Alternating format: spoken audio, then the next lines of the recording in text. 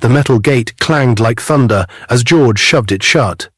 Adana stumbled on the dusty step, clutching a worn travel bag, while their twin girls, Juliana and Juliet, wrapped small arms around her wrapper and cried, "Daddy, please, don't do this." Clothes spilled from the half-open bag, tiny uniforms, a faded teddy, a math textbook with neat gold stars. George laughed. Not a shy laugh. A loud, proud laugh that bounced off the walls of the modest Lagos bungalow. "My new life starts today," he said, brushing invisible dust from his new shirt. "I'm done living small." He turned away and locked the door. Across the street, neighbors hid behind curtains. A kike honked. The girls' tears ran like rain down little faces that looked exactly alike, same braided hair, same bright eyes that always took first and second in school. Adana swallowed hard. "Girls," she whispered, "hold my hands." She lifted the bag, and the zipper slid the rest of the way open. Worn clothes showed like a wound. George laughed again, softer this time, as if the sound pleased him. He did not ask where they would sleep. He did not ask how they would eat. He did not look back. He had no idea a secret was already moving toward him, one that would chase that laugh back into his throat and change everything. Before this moment, their story looked simple and good. 11 years earlier, Adana met George at a friend's wedding in Lagos. The hall smelled of jollof rice and new perfume. The DJ shouted names over high-life music. Two shy young graduates danced like they were learning the same song for the first time. Adana had a degree in economics. George had one in accountancy. They dreamed big dreams with small pockets, but they had each other. After the wedding came rent, bus fares, job hunts, and long evenings counting coins on the edge of the bed. When the city did not open doors, they made doors. George found work as a security man at a tomato factory on the mainland. The place had tall fences, loud machines, and red trucks with Max tomatoes stenciled on the side. Adana started a thrift business, little loans and savings circles for market women. She wrote numbers neatly in a single blue notebook. It wasn't much, but it kept the light on and the pot warm. Then came the twins, two tiny girls who shared a face and a stubborn heart. From nursery to primary 4, they chased each other to the top of every class list, trading first and second like it was a game only they knew how to play. Teachers smiled when they entered. "Juliana." "Juliet?" Both hands shot up, both voices answered, and everyone laughed. At night, George told them stories about numbers, marching in lines, and money behaving when you show it a plan. Adana told them stories about courage, kindness, and what to do when a door won't open. "Knock again," she said, "or make your own key." They were not rich, but they were happy. On Sundays, the family walked to church under a sky that felt clean and new. On Mondays, they went back to work, George with his cap and whistle, Adana with her ledger and warm smile. They believed a better day would come. It did, but not the way they expected. One morning, word spread through the factory. The accountant had resigned. People whispered during break, eyes wide. George felt a quiet heat rise in his chest. Numbers, he knew, numbers. He had studied for this.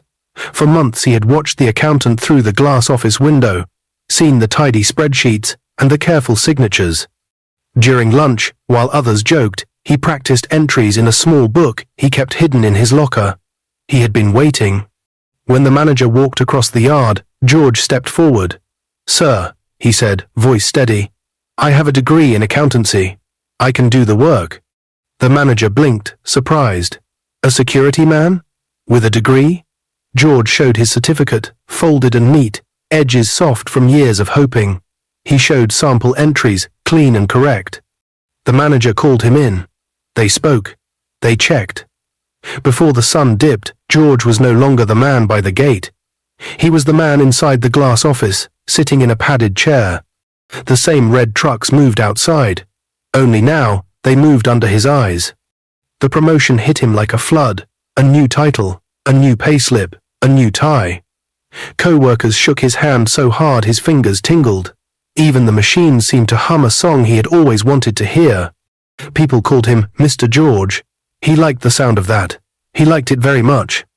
On the way home, he bought a bottle of cold malt and a pen that clicked like a promise. He imagined Adana dancing in the small living room, the twins cheering, all of them making a new plan together. But as the Danfo rattled toward their street, another thought slipped in, smooth and proud. A clean slate, a new level, new company, new life. Was he not meant for more? Did he not deserve a wife who matched his new shine? He remembered jokes he had heard at the factory that day, careless words from careless mouths. Some wives hold a man down. Some women a village rope. New level, new circle. He laughed with them then, just a little. He did not know those words were tiny knives looking for a place to cut. By the time he reached the gate, the thought had grown teeth. Adana saw him and ran out, eyes bright. "What happened?" she asked, breath quick, hope rising like dawn. "I'm the accountant," George said, raising both hands. "They gave it to me today." Adana gasped, laughed, clapped, hugged him hard, and in that first small hug lived 10 years of faith. She called the girls. Juliana and Juliet flew out the door and jumped around their father, singing a silly song they just made up. Numbers, numbers, Daddy's numbers. The laughter was a warm roof over all of them. Then George's face shifted. He pulled away and cleared his throat. "Pack your things," he said. Adana smiled, confused. "Pack? For what? Are we moving?" George looked past her. "You and the girls will leave. Today." The words fell like a plate on tile. "George?" she whispered. "You've been limiting me," he said, the factory jokes now full and sharp. "I need a clean slate. You're not on my level anymore." Juliana and Juliet stopped singing. "Daddy?" they said together, small voices shaking. Adana reached for his hand. He moved it away. Anger, pride, fear, something heavy sat on his shoulders like a big, wrong coat. He pointed at the bag. "Take it and go." "Where?" Adana's voice broke. "Where should we go?" "I don't know," he said, "but you can't stay." Neighbors' curtains trembled again. A lizard darted across the wall. Somewhere far, a siren cried. Inside the house, George pulled off his security cap and tossed it on the chair as if to say, "That part of my life is over." Outside, Adana zipped the bag with careful fingers that didn't feel like hers. The girls held onto her wrapper, tears hot and quick. "Daddy, please," they begged. "We will be good. We will be quiet. We will not." "Go," he said, and laughed his new laugh. They went. They walked to the bus stop, the Lagos sun too bright for a day like this. The Danfo was almost full. A conductor slapped the side. Oshodi! Oshodi! Enter with your change." Adana climbed in, pulled her daughters close, and stared out the window. As the bus jerked forward, she let one slow tear fall, then wiped it away. She needed to think. Her mother, Cynthia, lived in Oshodi. There would be a small bed. There would be a warm hug. There would be a plan. The bus screamed through traffic, past hawkers balancing baskets, past a billboard of a smiling man in a suit, past a red truck with Max Tomatoes printed in bold letters. Adana pressed her palm to the glass. "We will be okay," she whispered. "We will be okay." When they arrived at her mother's one-room apartment, the air felt too still. The door was unlocked. Inside, Cynthia struggled for breath on a narrow bed. Her scarf had slipped, her eyes were bright and wet. "My daughter," she whispered, reaching out. "You came at the right time." "Mama?" Adana rushed to her side, fear growing in her throat. Juliana and Juliet stood in the doorway, unsure, hugging each other for courage. Cynthia squeezed Adana's fingers with surprising strength. "Listen to me," she said. "You must listen. I don't have much time." "Mama, don't say that," Adana pleaded. "Please. Rest. I will get water." "Number," Cynthia shook her head weakly. "There is something you must know. Your father," she coughed, breath jagged. David raised you. He loved you, but he was not your blood." The room tilted. The twins gasped. Adana's mouth opened, then closed. "Mama?" "Your real father is the man I met one night," Cynthia said, eyes going far away. "At a graduation party at the University of Nigeria. We were young and foolish. I kept the secret to protect you. But now you must know. You must go to him." "Who?" Adana whispered. Her heart hammered so loud she could hear it. Cynthia's lips trembled into a faint, proud smile. "His name is Chief Maxwell Anderson," she said, voice barely there, "of Maxgroup of companies." The room went very quiet. Outside, a generator coughed to life. Somewhere, a baby cried. Juliana and Juliet looked at each other, then at their mother. They did not fully understand, but they felt the world shift. Cynthia gripped Adanna's hand one last time. "Find him," she breathed. "Tell him you are his daughter." Her chest rose, fell, rose again, then stilled. "Mama?" Adanna said, too soft for the world to hear. "Mama?" Silence. The twins began to cry, small, jagged sounds that made the walls feel closer. Adana laid her forehead on her mother's hand and let the tears come hot, heavy, endless. When she finally sat up, something new settled in her eyes. Not anger, not pride, something steady. She kissed her mother's brow and stood. Across the cracked mirror, a woman stared back, tired, broken, but not finished. She held her daughters tight.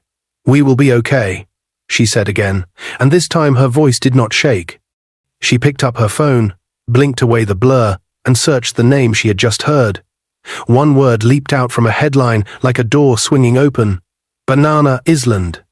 Adana wiped her face with the back of her hand, squared her shoulders, and whispered to the name on the screen, to the man in the shining car, to the laugh behind the metal gate miles away. "Chief Maxwell Anderson," she said, "I'm coming." Morning came like a grey blanket. The small room in Oshodi was quiet, too quiet for a house that used to hold laughter and the soft music of a mother's humming. Adana moved like a calm storm. She washed her mother's face with warm water. She called the pastor. She spoke to the landlord. She counted only what had to be counted. By noon, the neighbors stood under umbrellas while a short prayer rose into the cloudy sky. Juliana and Juliet held each other's hands and did not let go. The twins were only 8, but their backs were straight, like little trees learning how to stand after wind. There were no long speeches, there was love, and there were tears. When the last handful of sand fell, Adana whispered, "Thank you, Mama," and promised inside her heart, loud as a bell, "I will not waste this truth you gave me." That night, the girls slept close, 2 small shapes under one wrapper. Adana sat by the window with her mother's scarf in her lap. Banana Island felt like a word from a dream, shiny and far away. The name Chief Maxwell Anderson glowed on her phone like a door with light under it. She did not feel ready, but she was not waiting on ready. She was moving on must. At dawn, she bathed the girls, plaited their hair, and made them tea. "I will go see someone today," she said, keeping her voice even. "You will stay with Mama Ngozi from the next room until I return." The twins nodded, brave but worried. "If anyone asks," Juliana whispered, "what do we say?" "Say the truth," Adana answered. "We are safe, and our mother is coming back." She kissed their foreheads and walked to the bus stop with the old travel bag on her shoulder. The road to a new life often begins with the same old bus.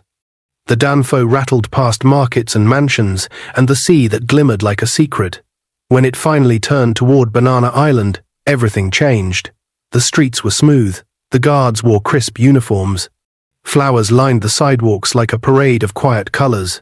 Adana's sandals felt too loud on the clean walkway, but she did not slow down. Then she saw it, a tall black gate with a gold crest, and just beyond, a silver Rolls-Royce rolling toward the exit. The car stopped, as if the day itself had held its breath. A driver in a neat cap looked up. A man stepped out. He did not look like a story. He looked like a person. His hair was white at the edges, his jaw strong, his eyes sharp and kind at the same time. He wore a simple blue kaftan that somehow made the air feel formal. He did not see her at first. He was checking his watch. Adana took one small step forward and greeted him. "Good afternoon, sir." He turned, practiced, smile ready. "Good afternoon. My name is Adana," she said. Her voice was steady, but her hands trembled around the strap of the old travel bag. "Please, forgive me. I came to see Chief Maxwell Anderson." "You are seeing him," he said gently. "How may I help you?" The words got heavy. She swallowed. "My mother's name is Cynthia," she said. She told me yesterday, before she died, that you are my father. She said she met you at a graduation party at the University of Nigeria, 30 years ago. Silence landed like a bird with wide wings. Chief Maxwell's practiced smile fell away. The man behind the mask of CEO looked out from his eyes, surprised and human. His fingers opened and closed once, like they were learning how to hold a new truth. He looked at her face, the shape of her eyes, the way her mouth trembled, and then refused to break. Memories moved across his mind like old film. A young woman laughing in warm light, a promise made to no one, a life that ran ahead without looking back. "Driver," he said softly, without taking his eyes off Adana, "please, turn around. We are not leaving." The Rolls-Royce reversed as the gate swung open. The guard saluted. Chief Maxwell nodded toward the house. "Come in, my dear." He led her through a cool foyer where art hung like quiet songs and into a private sitting room with soft chairs and a wall of glass that showed a clean garden. He listened as she spoke. She told him about the thrift books, the small apartment, the twins who always took first and second, the man at the factory gate who finally walked into the glass office and then used the door like a weapon against his own home. She told him how her mother died with a secret that was a bridge, not a stone. When she finished, Chief Maxwell exhaled. He looked at his hands and then at her. "I have prayed for a child," he said. "I have prayed long and hard. The doctors said no. The calendar said no. My quiet room said no. And yet here you are. A woman, a mother." His voice broke. "I do not know what kind of father I can be now, but I know what kind of man I must be." He stood and made one phone call. Doctors arrived, quick and careful. A DNA test felt like a small thing to hold such a big question, but they did it anyway. They drew blood. They spoke in low voices. They promised not to take long. Waiting can be a heavy chair. They filled the time with tea. Chief Maxwell asked for photographs of the twins. Adana showed him pictures on her phone, 2 girls in matching dresses, 2 bright smiles, 2 trophies. He smiled the way a window smiles when it first feels morning. "What are their names?" "Juliana and Juliet." "Of course," he said, and the "of course" meant, "They belong to you. They belong to me. They belong to a story that is not over." The doctors returned. One nodded before speaking, and the nod already said it all. "Sir," he said, "the test is conclusive. Adana is your daughter." Something gentle and wild broke open. Chief Maxwell covered his face with both hands. Then he stepped forward and held her. It was not a perfect embrace. It was a first embrace. Tears came, the kind that feel like both rain and sunlight. For a long moment, time watched them and did not interrupt. By evening, a brown car brought Juliana and Juliet to the mansion. The twins froze at the door, eyes wide. A house this big felt like a storybook. But the man waiting in the doorway did not feel like a stranger. He knelt to their height and opened his arms. "I am your grandpa," he said, voice thick with joy. "If you'll have me." They ran into the hug. They fit. Rooms were prepared. New uniforms were ordered for a good private school with bright classrooms and teachers who smiled with their eyes. A chef asked what the girls liked to eat. "Fried plantain," Juliet said shyly. "And eggs," Juliana added. "With pepper," both finished together. And the chef laughed and made a note like he was writing a song. Later, in the quiet of the private suite, Chief Maxwell listened again. "Tell me more about him," he said carefully. "The man who laughed at the gate."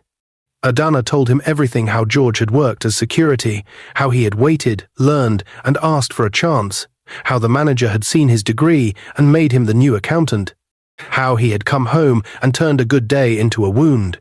She told the truth without poison. Truth alone was sharp enough. "What is the name of this factory?" Chief Maxwell asked, though part of him already knew. "Max Tomatoes," Adana said softly. He leaned back. He closed his eyes for a long beat. When he opened them, the CEO had returned to the room to stand beside the father. "That is one of my companies," he said. He reached for his phone. "I will call the manager now. The new accountant will be dismissed before sunrise." Adana put her hand on his wrist. Her touch was gentle but firm. "Please don't," she said. He paused. "My dear, he threw you out." Yes, she said, but pain should not be the driver of my life. Let wisdom drive. I want to go there myself. Tomorrow. Not to beg. To lead. Transfer the current manager to another branch. Let him serve under me while I learn fast. Let me be the new manager. Chief Maxwell studied her the way a captain studies a strong wind. There was pride in his eyes, and also care. Are you sure? I am, she said. I know the books. I know the people we serve. I know how a small door feels. I also know how to keep a big door open. And I want the girls to see me stand. A slow smile found his face. He put down the phone and picked it up again, this time to call the headquarters. Orders moved through the company like clear water through a pipe. A convoy was arranged. Files were prepared. The decision was made. Tomorrow, he said, we visit the factory. Night spread its quiet cloth over the mansion. In 2 beds side by side, Juliana and Juliet whispered about lockers and playgrounds and whether Grandpa would come to visiting day. Down the hall, Adana stood on the balcony and looked up. The sky above Banana Island was the same sky that hung over Oshodi. Stars did not choose sides. She wrapped her mother's scarf around her shoulders and prayed a short, steady prayer for tomorrow. Morning came gold and fast. The convoy cut through Lagos traffic with firm patience. 2 black SUVs in front, 1 behind, and a simple sedan in the middle where Adanna Saturday. She wore a clean blue dress and tied her hair back. She did not wear anger, she wore purpose. Beside her, Chief Maxwell reviewed a short list of names. Across from them, a quiet man in a grey suit held a folder stamped with the crest of Maxgroup. He nodded when their eyes met, like a promise. At the Max Tomatoes gate, workers paused. The yard smelled of iron and ripe fruit. Someone whispered, "The chairman is here." Another said, "Inspection?" Another, lower, "Promotion?" News travels like wind among people who are always hoping. Inside the new glass office, George was tapping a fresh pen against a fresh desk when a junior staff ran in. "Sir, convoy at the gate." George's chest lifted. He stood and straightened his tie. He loved being seen by big eyes. He walked out with the manager to the yard, smile fixed in place, hands slightly open like he was ready for a handshake that would move him further up the ladder. Engines went silent. Doors unlocked. A security man opened the back door of the center car. A polished shoe touched the ground. Then a second. The person stepped out, sunlight catching the edge of a familiar face. George's smile froze and fell. Adana stood tall in the yard where he used to pace in a cap and whistle. She was not in tears. She was not begging. She was not what he left at the gate.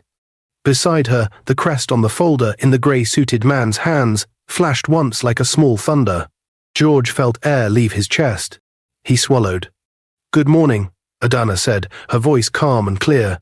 "Shall we begin?" The yard of Max Tomatoes was frozen in silence. Workers stared, some with open mouths, others with quick whispers slipping out like wind through cracked walls. George, once proud and sure, felt his knees grow weak. He wanted to laugh, to call it a mistake, but his voice betrayed him. Adana's gaze met his. Calm, steady. Her posture told everyone that she had not come as a beggar or a forgotten wife, but as someone with power in her hands. Behind her, the man in the grey suit opened the folder and began reading aloud. "By order of the Board of Maxgroup of Companies, effective immediately, Mrs. Adanna Maxwell Anderson has been appointed the new manager of Max Tomatoes. The current manager is hereby transferred to another division." The words echoed. The yard erupted in murmurs. Some smiled, others looked afraid. But all eyes turned to George. His face drained of colour. "Adana, this is not what?" Adana asked, her voice cutting like clean glass. "Not possible, not deserved? Or not what you expected when you pushed me and our daughters into the street?" The workers' whispers grew louder. Some shook their heads, remembering how George had strutted since his promotion, boasting in the canteen, laughing at men with smaller shoes. Now the laugh sat heavy in his throat. George tried to reach for her hand, but she stepped back. "If you want to keep your job," she said quietly, but firmly enough for the crowd to hear, "you will respect me as your manager. Nothing more, nothing less. We will keep our past outside this gate." The yard fell into stunned silence. George's lips trembled, but no words came. Pride had built him up like a balloon, and in that moment, Adanna's truth popped it without raising her voice. Chief Maxwell stepped forward then, tall and commanding. He placed a hand on his daughter's shoulder. "Let the work begin," he said. The workers bowed slightly, recognizing power when it stood before them. Inside her new office, Adanna sat in the same padded chair George once dreamed of. The glass walls reflected not just her face, but her mother's scarf tied neatly around her neck. Her daughter's smiles lived in her memory, pushing her forward. She signed the first document with steady hands, proving to herself that this was not a dream. That evening, George lingered by the factory gate, watching the convoy leave. Inside, Adanna sat beside her father, eyes forward, head high.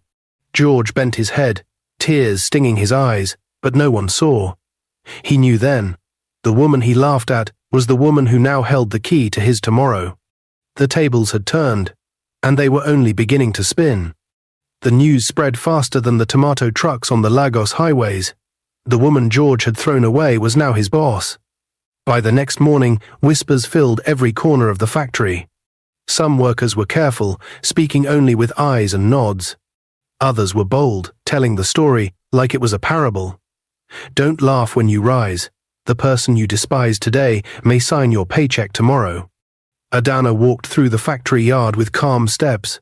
Her heels clicked against the tiles, and the sound felt like a drumbeat of change. She greeted workers by name, asking about their families, their shifts, their lives. She remembered faces from years of thrift collections and mothers who had saved small coins with her. For them, seeing her in charge was more than a promotion. It was proof that patience could be rewarded. George, meanwhile, sat in his small corner of the office. Once, the chair had felt like a throne. Now, it felt like a reminder.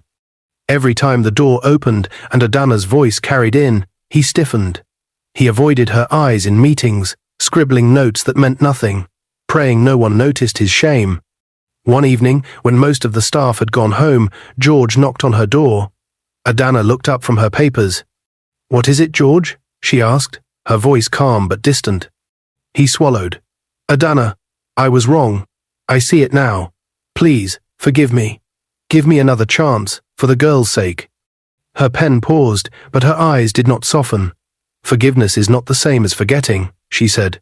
"I forgave you the moment I walked away, but I will not go back to being the woman you threw out." George's eyes watered. "I was blinded. The promotion. The new title.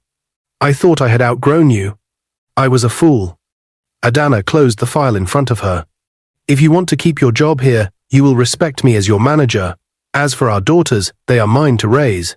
They will see me stand strong, not crawl back to a man who once laughed at our pain." Her words landed with the weight of stone. George bowed his head. "Yes, Ma," he murmured, his pride fully broken. But life had more surprises waiting. At a board dinner weeks later, Adana met Andrew Jacob, the assistant general manager, recently moved to headquarters.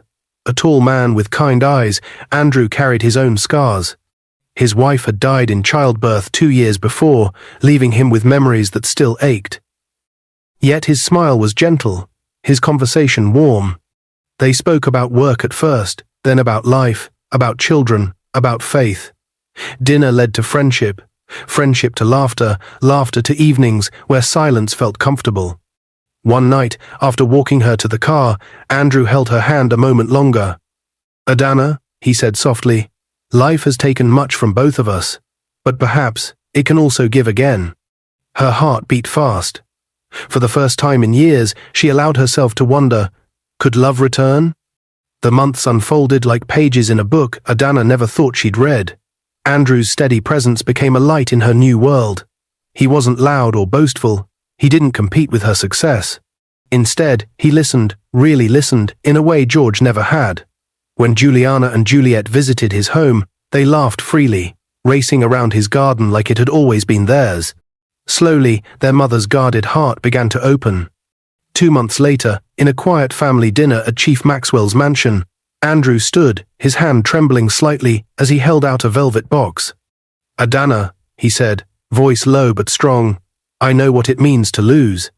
But I also know what it means to hope again. Will you marry me and let's build what life once tried to take from us?